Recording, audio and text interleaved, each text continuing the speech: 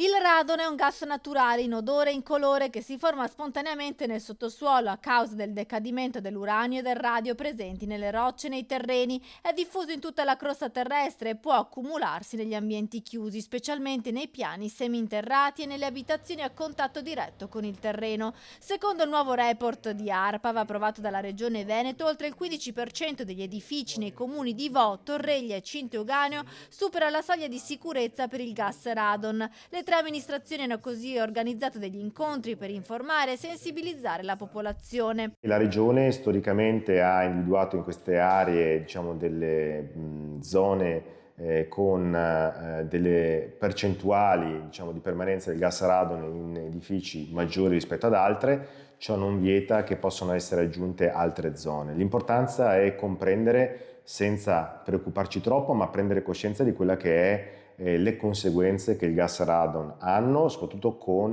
una permanenza prolungata in ambienti di lavoro, nelle scuole o negli edifici pubblici. La presenza del radon è nota nel territorio dei Colli Euganei e più volte era stato associato anche alle morti per tumori ai polmoni di alcuni dipendenti della base militare del Monte Venda.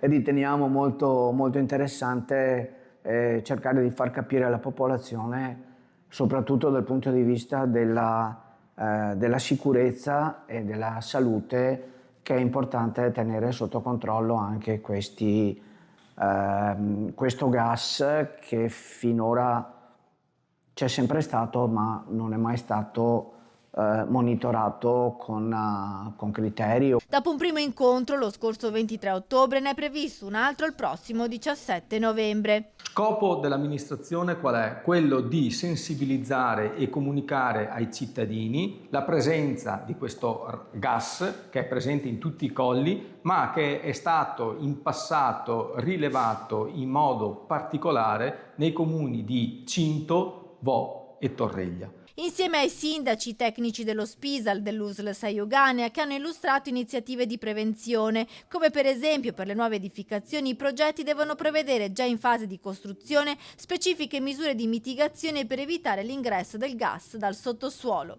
Questo incontro si insitua all'interno di un'iniziativa che è il Piano Nazionale per il Radon, che la Regione Veneto ha fatto propria, e quindi anche rispetto alla popolazione stiamo facendo degli incontri come Dipartimento di Prevenzione per sensibilizzare, sul tema radon e cercare anche dal punto di vista sanitario contestualizzare i rischi per la salute.